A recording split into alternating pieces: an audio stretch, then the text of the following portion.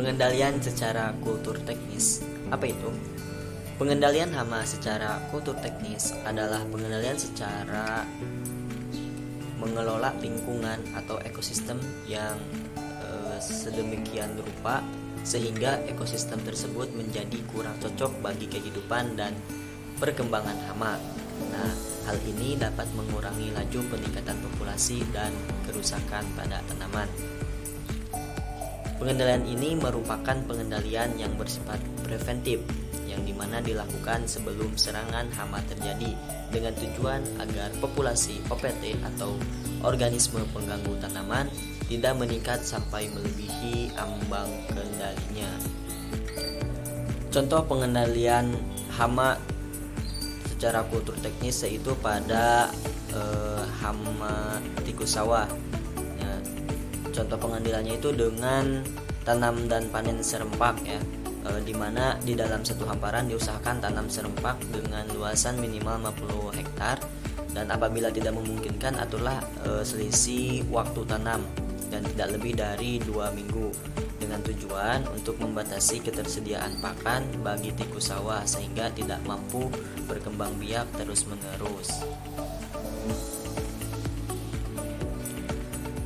Kemudian contoh yang kedua yaitu dengan pola tanam, di mana pada daerah endemik yang dicirikan dengan adanya serangan tikus sawah pada setiap musim tanam, pola tanam padi berbeda-beda, yaitu padi palawija atau juga padi palawija padi. Kondisi berat berakibat ketiadaan pakan sehingga memutus siklus hidup dan menekan kerapatan populasi tikus. Nah, pada tanaman palawija, tikus sawah tidak mampu berkembang biak optimal sehingga jumlah anak yang dilahirkan tidak sebanyak apabila terdapat tanaman padi. Contoh ketiga dari penanganan hama tikus sawah secara kultur teknis yaitu pengaturan jarak tanam atau tata tanam, di mana ciri khas petak sawah yang terserang tikus sawah adalah botak pada bagian tengah petak. Nah, pada serangan berat, daerah yang terserang tersebut meluas hingga ke tepi petak dan hanya menyisakan 1-2 baris tanaman padi di pinggir petak atau sepanjang pematangan. Nah, hal tersebut dilakukan oleh tikus untuk melindungi daerah serangan yang biasanya berada pada pematang.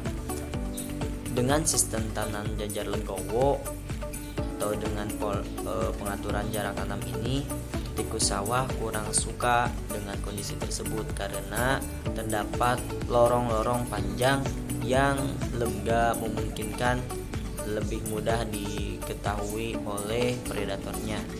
Kemudian yang terakhir, pengendalian hama tikus sawah dengan kultur teknis yaitu dengan sanitasi lingkungan dan manipulasi habitat, di mana membersihkan dan memperbaiki lingkungan di sekitar areal pertanaman padi seperti semak belukar.